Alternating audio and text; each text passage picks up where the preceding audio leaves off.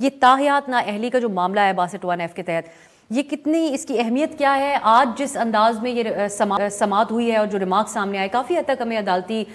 موقف اس کے اوپر معلوم ہو سکا. چیف جسٹس آپ بارہا کہتے رہے کہ کیسے طے کیا جائے گا صداقت اور امانت کے حوالے سے. تو آپ کیا سگنیفیکنس سمجھتے ہیں آج کی سماعت کی؟ بسم اللہ الرحمن الرحیم. کمل، آپ کا بہت شکریہ کہ آپ نے موقع دیا. اس سارا جو 62 یا 63 کانسٹیٹیوشن ہے، اس کو اگر ہم 5 ایریاز کے اندر ڈیفائن کریں تو پھر ہمیں پتہ چل جائے گا کہ سپریم کورٹ آف پاکستان جو ہے، جو 4 تاریخ کو اس کو اب انہوں نے فکس کیا ہے، وہ کرنے کیا جا رہی ہے.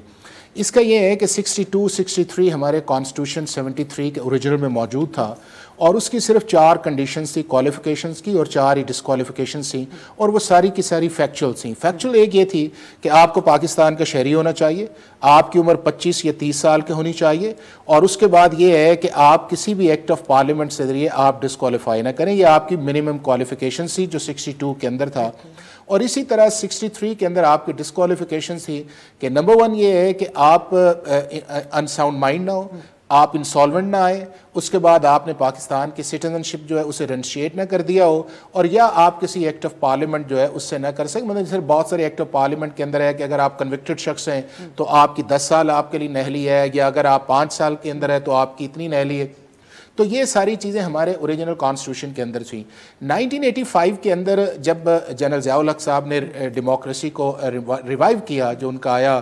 ریوائیول آرڈر آیا، تو اس کے اندر جو تھا جس طرح کانسٹیٹیوشن کے بہت سارے آرٹیکلز کو چینج کیا گیا. 58(2)B پہلی دفعہ اس کے اندر آیا، اسمبلی ریزولوشن پریزیڈنٹ کی پار. اسی طرح 62 کے اندر 8 نئی چیزیں ایڈ کی گئیں، اور اسی طرح 63 کے اندر موریلٹی کے اندر، سجیشیس کے اندر، رائٹس کے اندر، گڈ کریکٹر کے اندر، صادق امین. اور وہ ایک دور تھا، آپ یہ دیکھیں کہ پاکستان کے ہر لا کے اندر جو تھا وہ اسلامک پروویژنز جو تھیں وہ ڈالی جاتی تھیں کہ جی چونکہ پاکستان کی بنیاد اسلام پہ بنی ہے تو ہمیں جو پاکستان کے اندر جو ضیاء صاحب کی آئیڈیالوجی تھی. اب اس کے بعد ہوا یہ کہ اس 1985 کا جو تھا اس کو پھر 2010 کے اندر 18ویں ترمیم آئی، اور اس ترمیم کے اندر جو تھا کچھ چیزیں جو ہے اس کے اندر ڈال دی گئیں.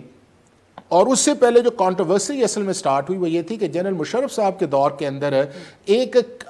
شک ڈال دی گئی تھی کوالیفیکیشنز کے اندر کہ آپ کو کم از کم BA ہونا چاہیے پاکستان کے الیکٹرل پروسیس کے اندر، اور اس میں چاہے آپ سینٹ ہیں، آپ MNA ہیں، آپ MP ہیں. نہ وہ 2002 کے اندر تھا.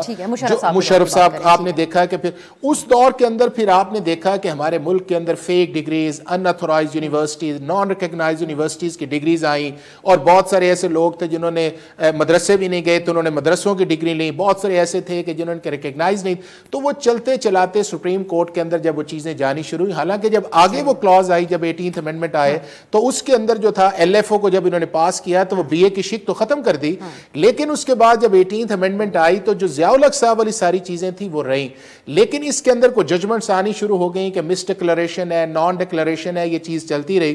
اور اس کا جو کلائمیکس تھا وہ آیا پاناما کی ججمنٹ کے اندر. اور پاناما کی ججمنٹ کے اندر جب 62(1)F کے اندر آپ کا ایک پرائم منسٹر جب وہ گھر گیا تو اس کی جو انڈورسمنٹ تھی کہ اس کا ٹینیور کتنا ہونا چاہیے، 62 کے آج بھی کانسٹیٹیوشن کے اندر کوئی لائف ٹائم یا کسی ٹینیور کا ذکر نہیں ہے کہ کتنے دیر آپ تشریح کا شاخسانہ ہے اس کا. اور 63 کے اندر 2 دفعہ یہ آیا، ایک دفعہ G کے اندر آپ کی 5 سال، اور جس کا مورل ٹرپیچیوڈ میں اگر آپ کو رائٹیس ہے یا امین نہیں ہے یا صادق نہیں ہے تو اٹ مینز اے مورل ٹرپیچیوڈ. اور اسی طرح H ہے کہ اگر آپ 2 سال کسی بھی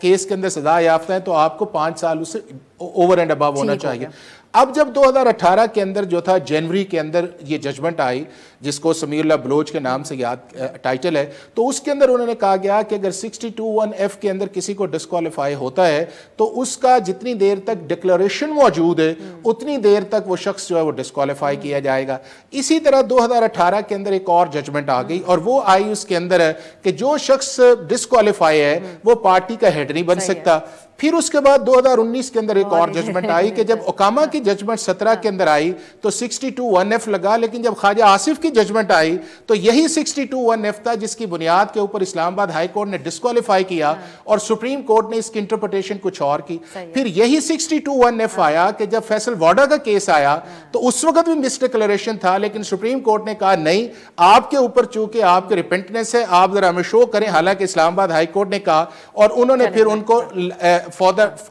کر دیا کہ آپ اس پہ سینٹ چھوڑیں اور آپ اس ٹرم کے اب اور اس کے بعد ایک امینڈمنٹ آ گئی سیکشن 232 اور اب یہ معاملہ سپریم، اگر آپ اجازت دیں میں واپس یہیں پہ آتی ہوں.